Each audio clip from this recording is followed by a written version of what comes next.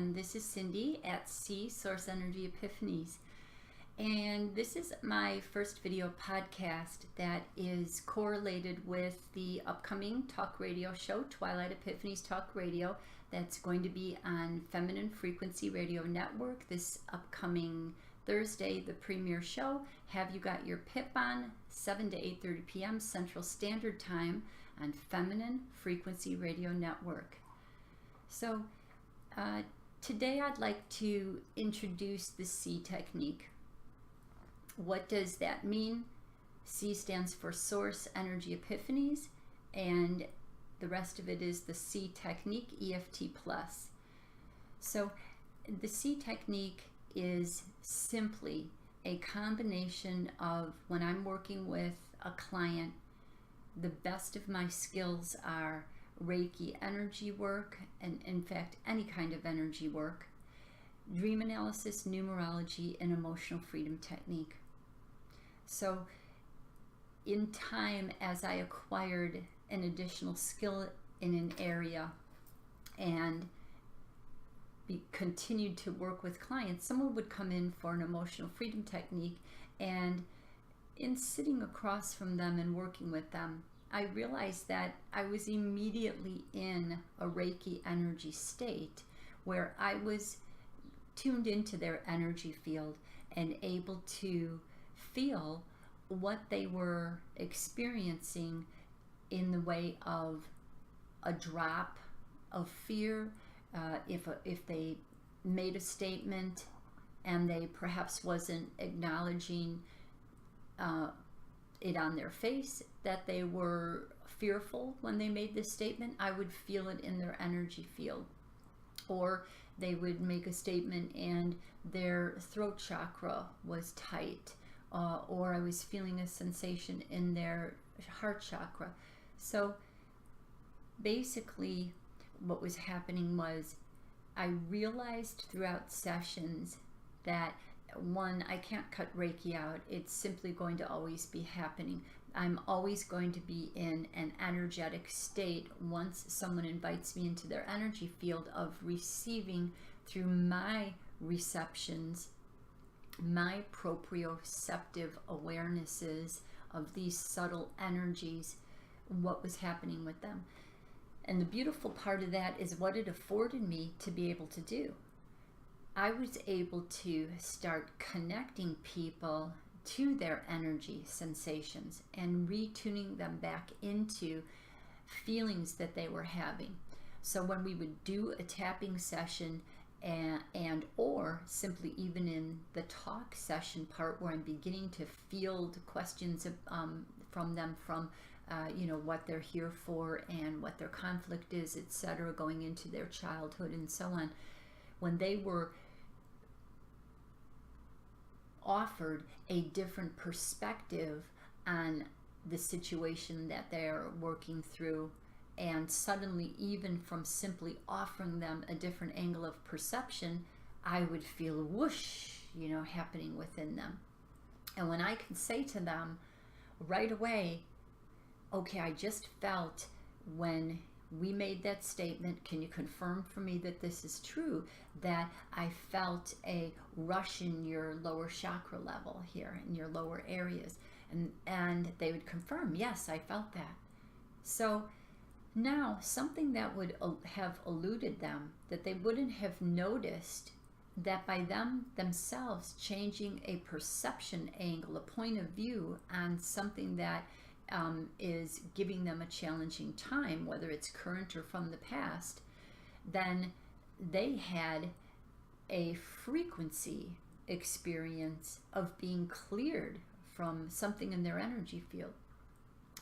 Now they're tuned in more, because that is how the connection is being forged once again.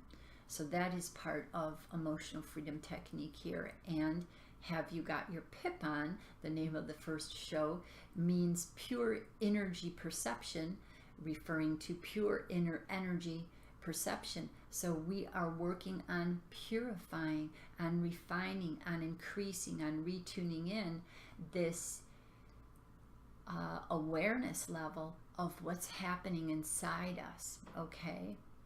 So that's how Reiki, in a sense, energy work is a part of the SEE technique. So even when I'm doing emotional freedom technique, this is an energy working with the tapping on the energy system, but at the same time we are also going into an inner state where you are doing an energy session on yourself by increasing your conscious awareness of what is inside as a feedback loop to you, because the feedback loop to you is data, significant data.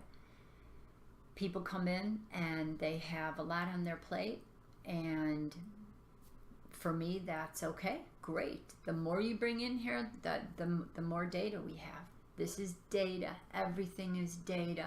It's not bad. It's data, and that's how we look at it. So the next aspect that I began to work with in the emotional freedom technique sessions was that as I was fielding questions with someone and getting to know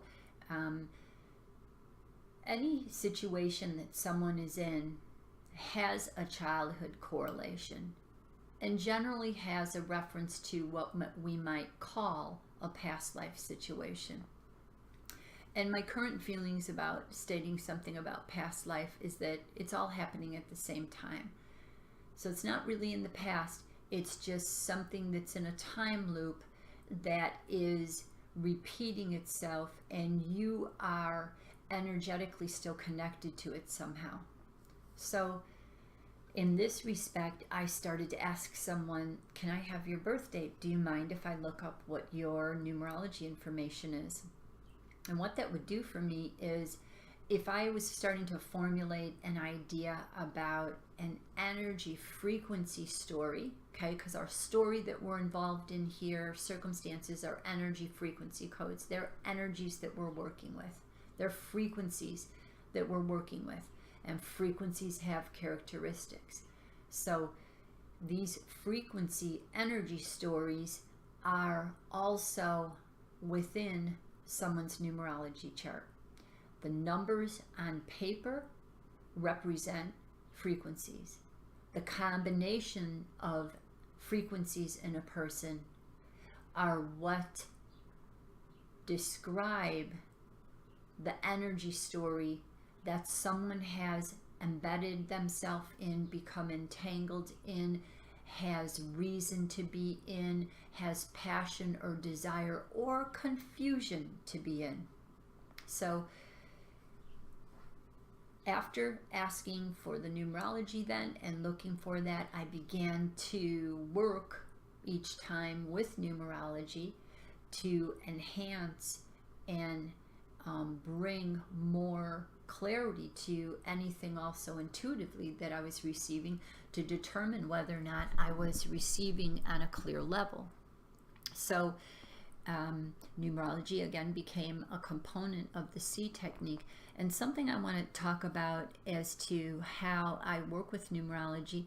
Generally, when people look at something like astrology or numerology, they're tending to identify with it as, okay, I have these characteristics because I'm a Leo. I have these characteristics because I have so many of the number 8s and 1s, which are similar to a Leo personality characteristic.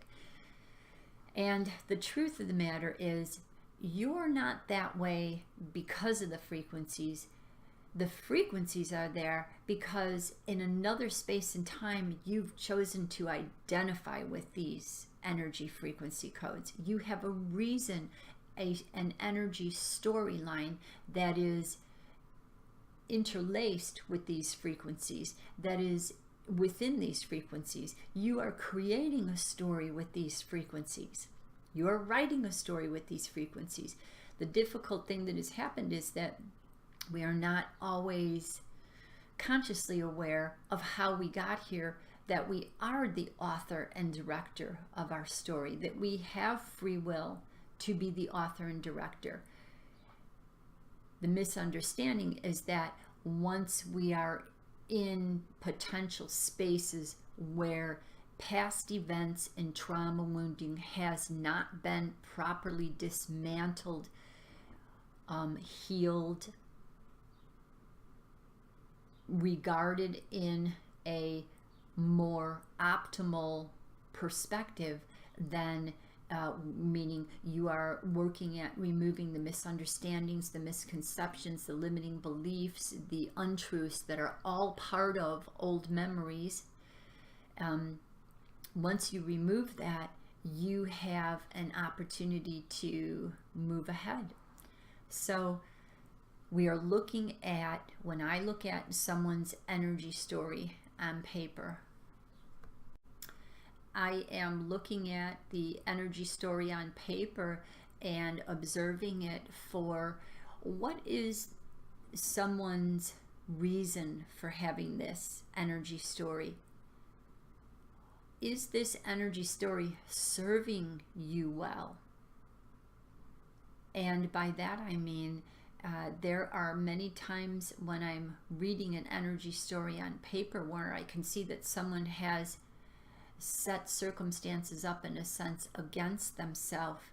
And a lot of times that is, when we trace it back to a beginning space, a root issue, it is connected to a trauma wounding where there is still residual guilt, blame, and shame.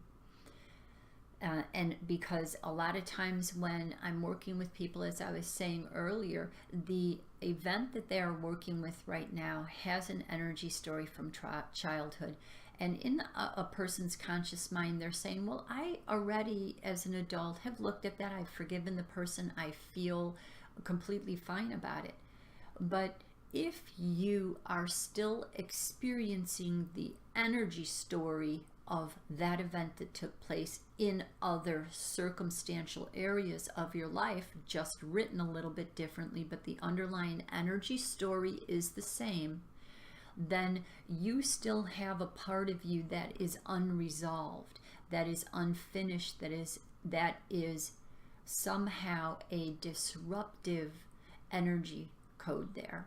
It's like a cassette tape that has that storyline, and there usually is a child aspect that still feels and believes in the misconceptions that the child had at that time.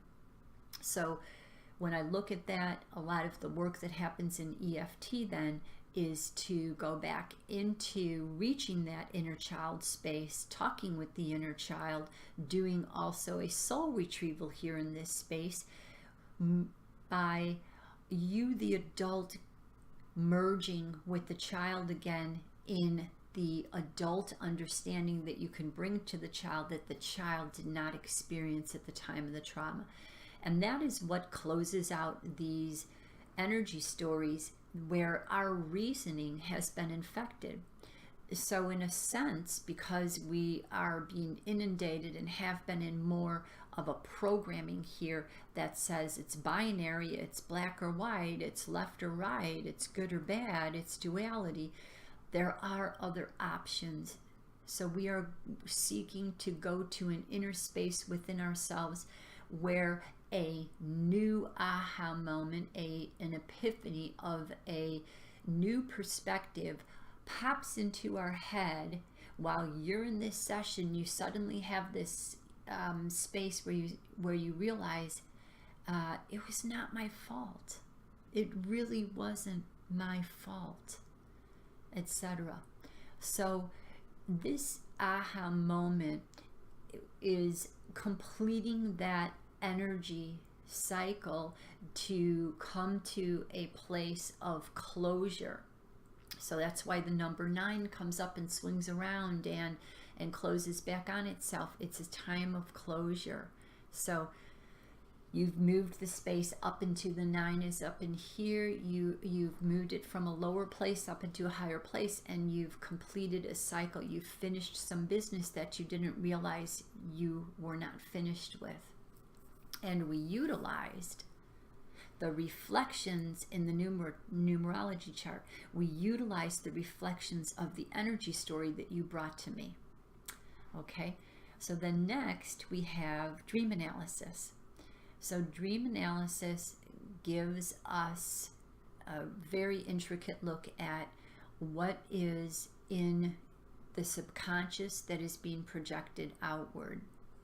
So what was starting to take place with me, well, first of all, for myself, when I first had my second big Kundalini awakening over 20 years ago, dream analysis was profound, powerful, and I went right into it, all the way with, I would wake up at night and record 6 different dreams in a row that I had. I would wake up, go over the dream, go back to sleep. I would go rehearse it so that I remembered. I'd wake up in the morning and record all of the dreams in the REM states. So at that point, when I learned it, I was learning a little bit under the influences of more people like Patricia Garfield, who did the book Creative Dreaming. And every dreamer is moved towards enhancing your lucid awareness in a dream, and in stages working up to that,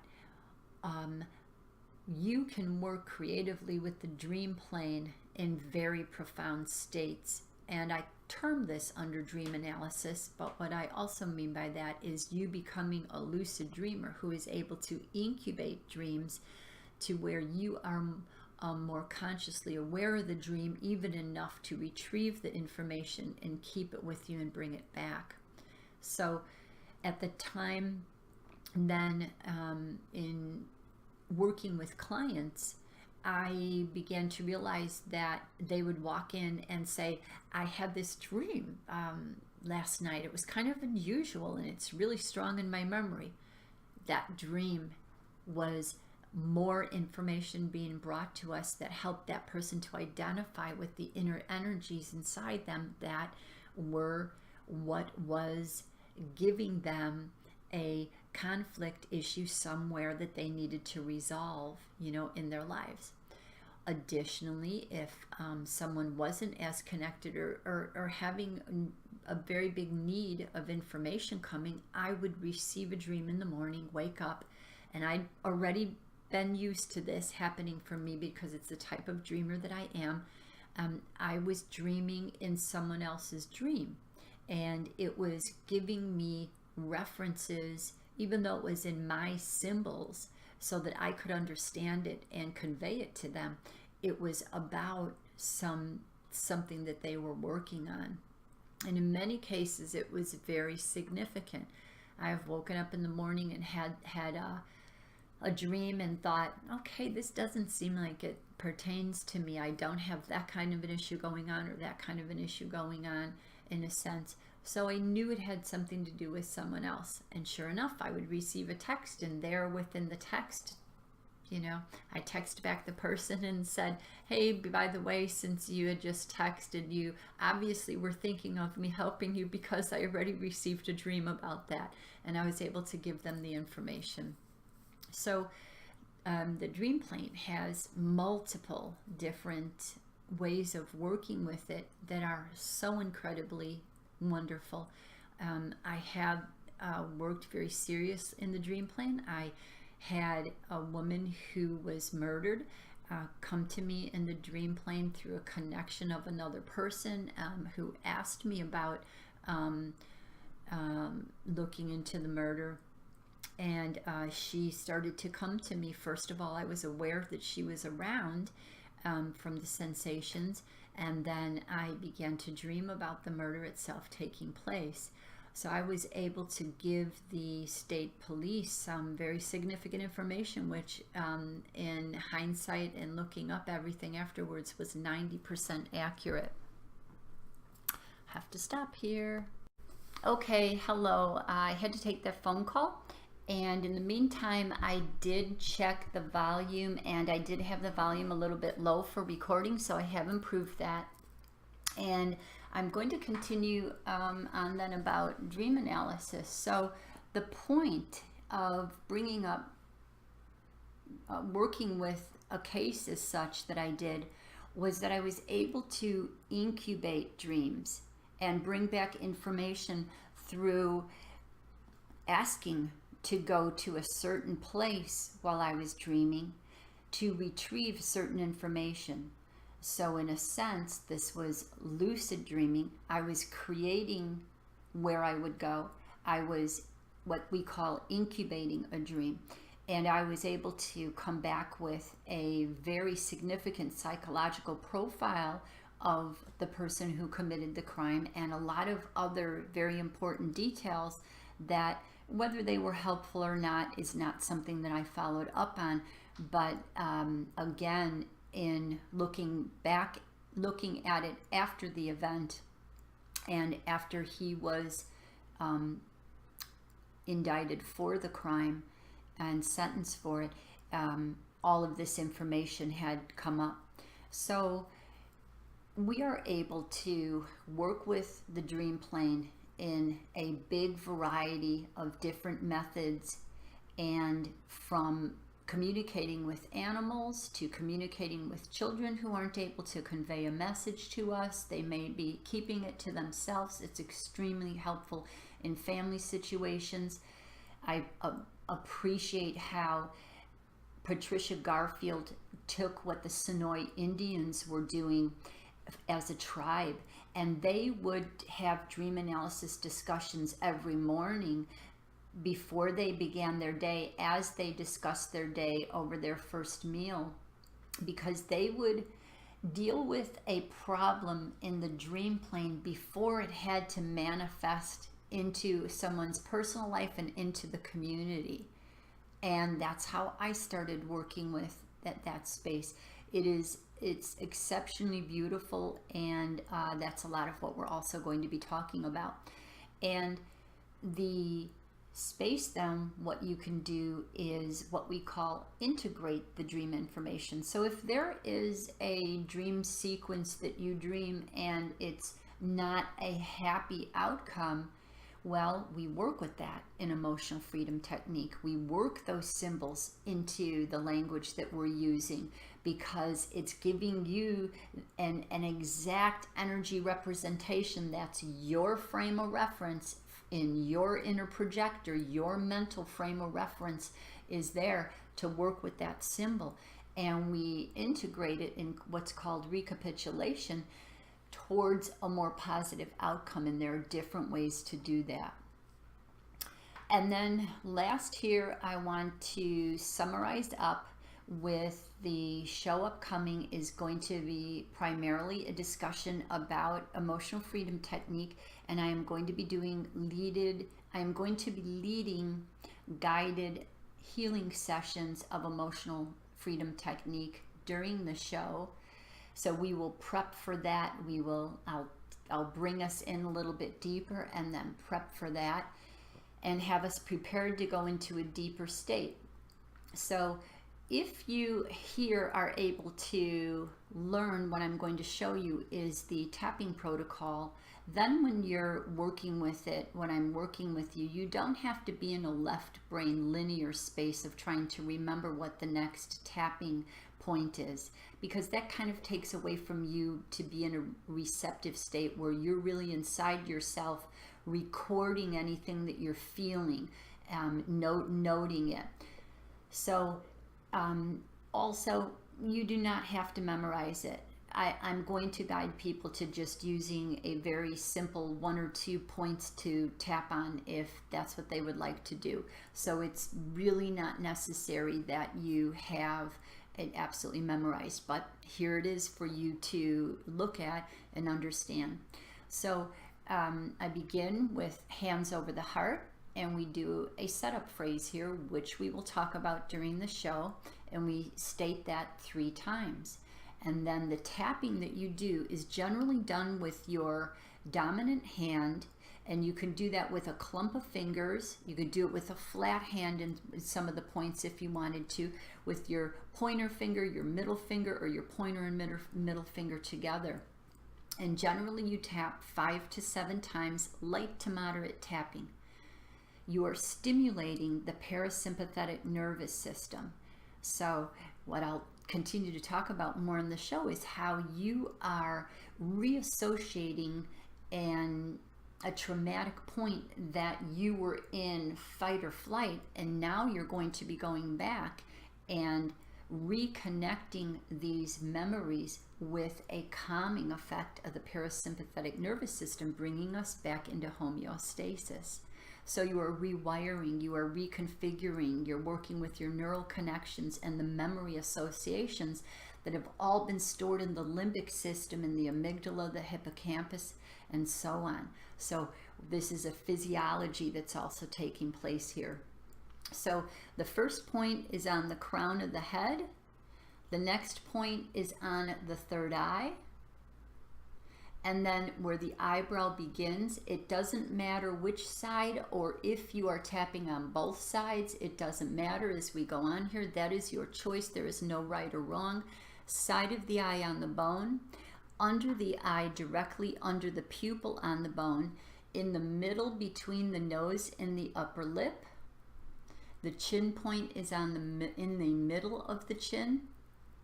The collarbone point going from the sternal notch above the sternum here is a U-shaped notch. Go 1 inch down and 1 inch over, again, either side or both sides, it doesn't matter.